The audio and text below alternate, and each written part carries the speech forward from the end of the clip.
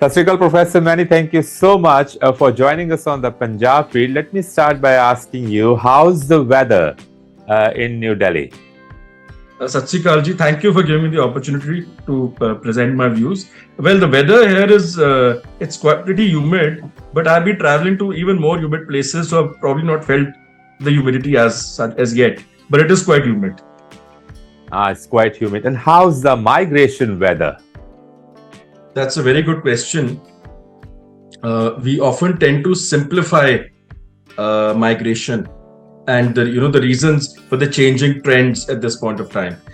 I would just like to give a brief background into the key issues regarding the debate with regard to global migration, because obviously from South Asia people migrate to other parts of the world. So the first debate started off about a decade ago when we saw the rise of populist leaders, including Donald Trump. At that point of time, the argument was that a lot of people feel that they're losing their jobs to immigrants. And there was also this belief that the global cosmopolitans, that's the elite from different parts of the world, are benefiting the most. And as a result, a lot of workers and individuals, especially the blue-collared workers, they're losing out due to immigration. Now, the reason was not necessarily immigration, but it is also automation is also leading to a loss of jobs, and this number of studies have confirmed that. But this was the major argument which was given, that this has led to individuals, especially of certain economic categories, losing out. And even certain prominent advisors to Donald Trump had even said that this is immigration has benefited, as I said, the global cosmopolitans, and it's only created it's basically helped in creating a strong. The way it has happened, it has benefited Asian economies. Actually, it's ended up benefiting them more than the US itself. This was the argument given. Now, the actual issues are something else. This was how this whole debate began. That people, certain economic sections are losing out. It's benefiting certain people more. But what has happened in the last 4 to 5 years is very interesting, and we are missing out a lot of important aspects. So nobody believes that immigration. I don't think even in Western countries, the policymakers, in spite of all their rhetoric, they believe that immigration is a bad thing. You have to appeal to a particular constituency, but the emphasis now is more on getting talent. So nobody wants to throw out the baby with the bathwater, as they say, right? The focus now is, if you look at whether it is the UK, whether it is Australia, whether it's the US, whether it's Canada, in different ways, they are trying now more to get, their focus is more on talent. That's the first point to look at. Second issue is, we often conflate all the decisions they take. So international students, for instance, it's not necessary that all of them are going to migrate. They're potential immigrants, but they're not necessarily immigrants. So the changes which are being brought about, we need to slightly de-hyphenate the categories also. So the international students, for instance, why they're bringing out changes to the international student visas is not only to check immigration, but it's also to check, that we've seen the mushrooming of certain education institutions, which may not be of a very high quality, and they actually end up, a lot of international students at the end of the day, they are the ones who suffer the most. So that is one category. So by bringing about certain reforms to these student visas, they're checking some potential immigration, but it's not necessarily only to do with the immigration. So we often confuse these issues. Then you have the second category, which is about the work visas. In work visas, there is obviously a growing emphasis that, if you have the locals who deliver on these jobs, then they should get the first priority. And another thing also, to fulfill the deficiencies in a lot of skilled and unskilled jobs, countries obviously need workers from outside, but there is an increasing emphasis that these people should fulfill certain. Now, New Zealand, for instance, has brought about a requirement that you need to, at least have a certain amount of English-speaking skills, and obviously you need to pass certain tests. So it's also the broad trend is obviously of encouraging labor and white collared workers who contribute towards the economy. So, but there's no one size fits all. But it's not that there is an absolute. There needs to be a nuance to understand where some of these countries, the policies are coming from. We need to distinguish between the policies, the actual policies, and the rhetoric. You need to see the fine print. Even if you see, for instance, the Australian, if you go through the policies with regard to it's not that they don't want talent. It very clearly says, but obviously these countries are saying that we want migrants who also contribute towards our economic prosperity. So you often need to read the fine line. We spoke about countries like New Zealand and other developed economies. How are the countries in South Asia and the Middle East changing their approach towards the immigration policy of other nations? Okay, so again, you have two categories. When we look at the migration policy, if you look at, for instance, the Middle East, the Gulf has always been very clear that they are open to talent. So you have you do have expats from outside, but they don't provide citizenship. But one of the major changes they have made now is that they have long-term residency visas of 5 years or 10 years or whatever. So a worker, anybody who's working there is not insecure. Now, a lot of these visas are more obviously for white-collared workers or for people from particular skills. But this is going to change. A lot of people who earlier went to the West, for whom West was the first choice, from South Asia now will pay attention to some of these changes which UAE is introducing. And so this is one point. The second aspect is that even where the Gulf is bringing out interesting changes is that if you look at the Western policies, they're discouraging in a number of categories, whether it's education, whether it's work, they're discouraging dependents. Now the UAE has caught on to, for instance, the UAE has seen that this is a major issue, especially from migrants from South. So they are in fact being they're trying to be more lenient towards dependents accompanying workers or professionals. So that's one major change, because whether you look at the UK, whether you look at US, whether you look at Australia, to some extent Canada also, there is a change towards dependents, because then there's this belief that the dependents come, some of them may work without the necessary work visa, etc. So the UAE it's a very smart change. It's doing it incrementally. The first problem earlier used to be that people, as I said, people were insecure. There's no citizenship, you lose a job, you return back. Now there is this concept of longer term residency visas. And not only for entrepreneurs, but even for professionals. They're trying to come up with those changes. The second, as I said, is about dependents. That is one advantage which they may have. And in any case, a lot of people who go from South Asia, also who are in UAE or any of the Gulf, they know that they don't get citizenship. So they apply for a residency somewhere else to remain mobile globally. So that arrangement is there. So we are seeing increasingly, it's not just UAE, but even countries like Japan, countries like Taiwan, South Korea, because they have a different reason. While the UAE wants to attract talent, it wants to build up its research and development ecosystem, innovation, artificial intelligence, and so on and so forth, and reduce its dependence upon oil. The East Asian countries, because of zero population growth, they need workers. There are regulations, and they have strict regulations. Japan, for instance, is beginning to allow workers from outside. But the regulations are a bit more strict. But South Korea and Taiwan are allowing, are more open now to workers. And one more point I may add here, just as an aside, it's a bit of a deviation. You also have something called the nomad visa now, which means that you could be a professional working in India or in any other South Asian country or any other developing country, but you could spend a particular amount of time, let's say 6 months or a year. Which countries have this facility? Number of countries, but whatever it is. Number of countries. I think amongst the recent ones, you have more East Asian countries. South Korea is focusing on this. South Korea, I think Japan is going to introduce it. UAE already had it, and it's called a digital nomad visa. And what does it constitute? Pardon me? What does it constitute? The nomad You visa. essentially you work. Let's say you work. You're working in India. You can, if your company allows you, you can work virtually while being settled, while being physically actually located. Let's say in the country which grants you that visa.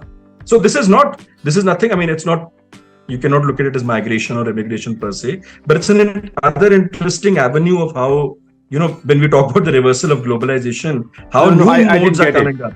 I didn't get it. What does this nomad visa constitute? I mean, how does it function?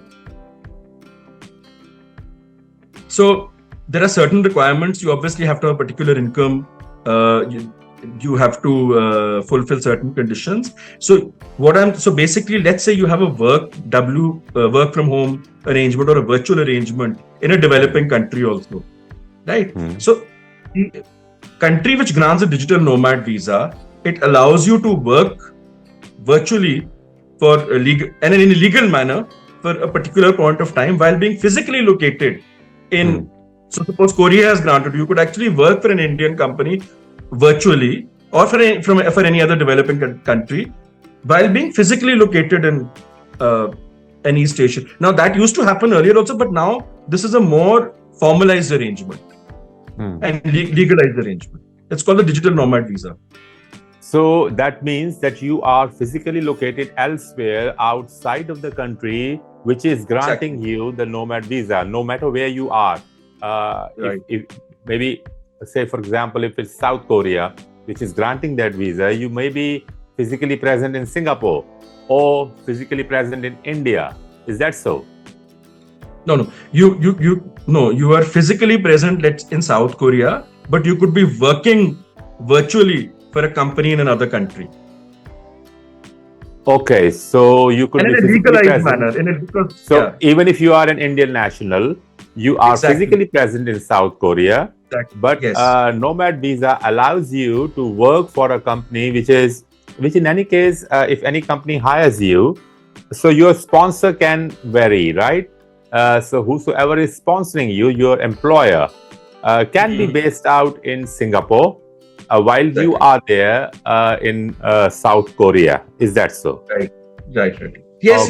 But this I just mentioned, this is in its nascent stages. It's countries are sort of working it out, but it's quite interesting otherwise in the overall global landscape when we talk about immigration, employment. I was going through certain trends, of course, in employment, and what I could read out.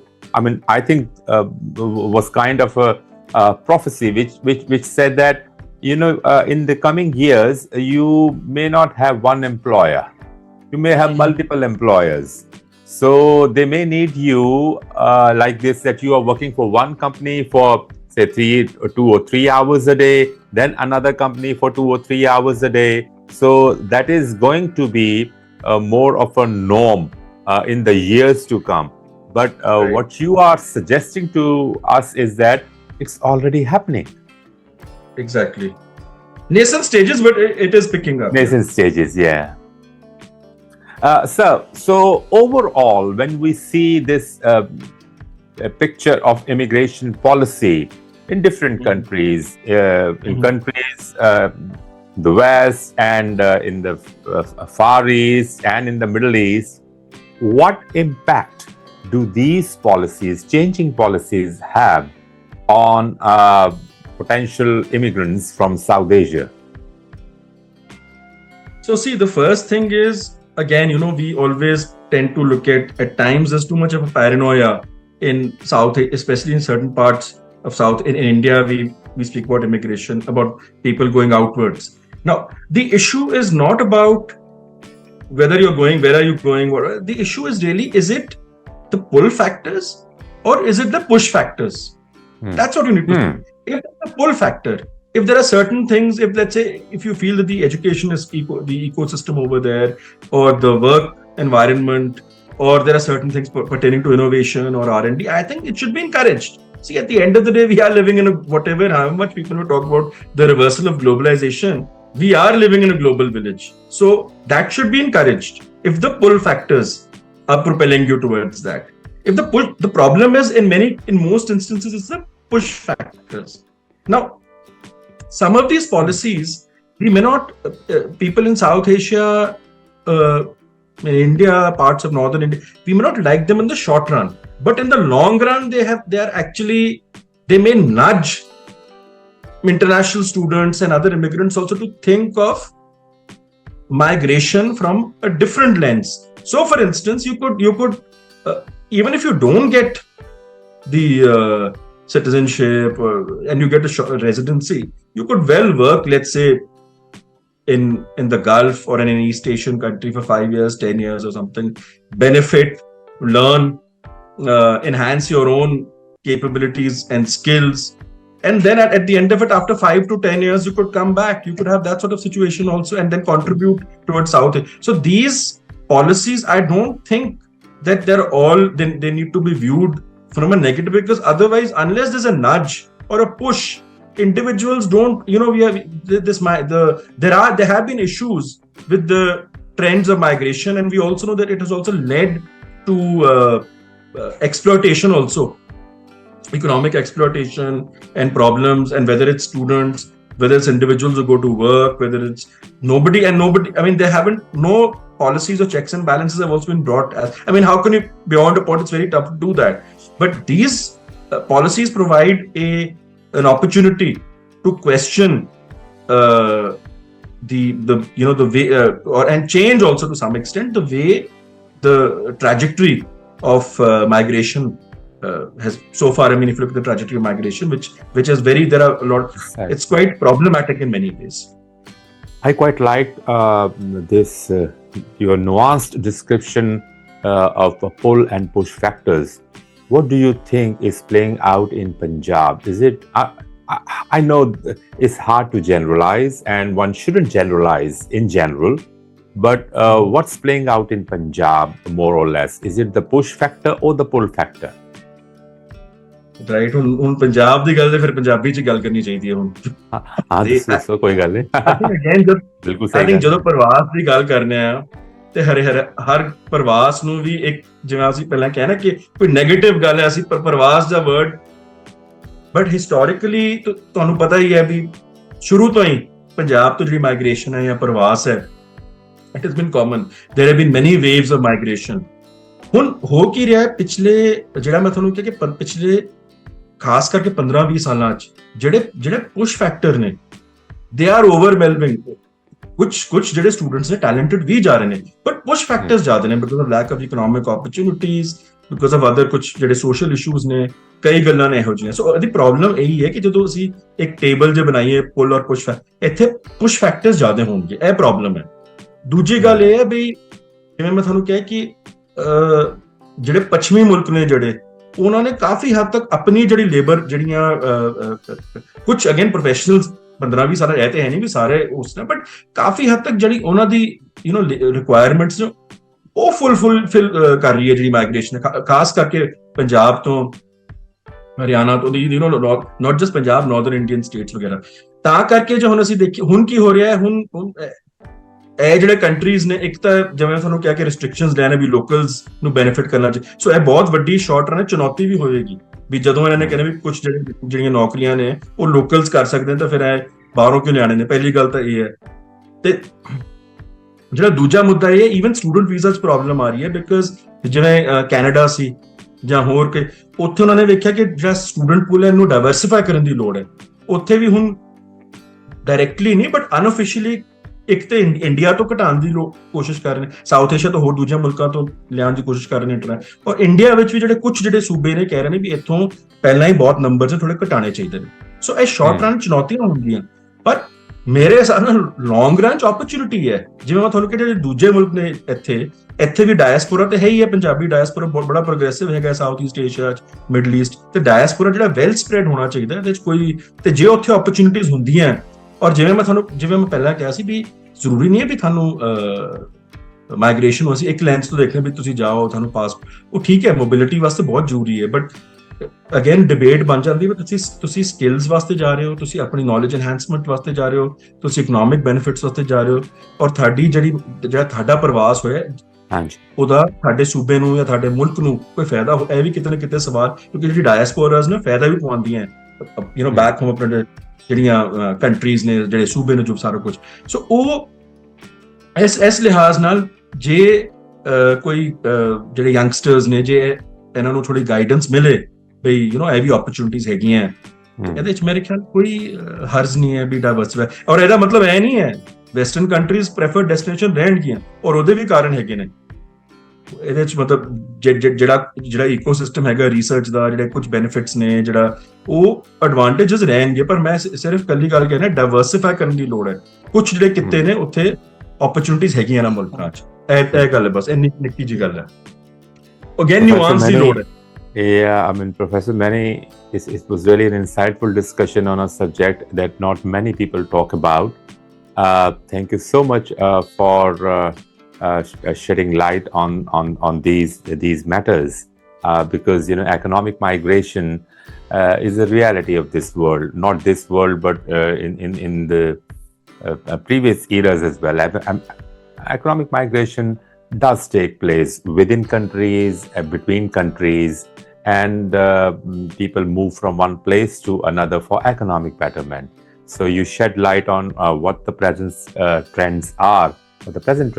So we thank you so much for sharing this knowledge with our audiences, and hope to have you once again on our show here on the Punjab Feed.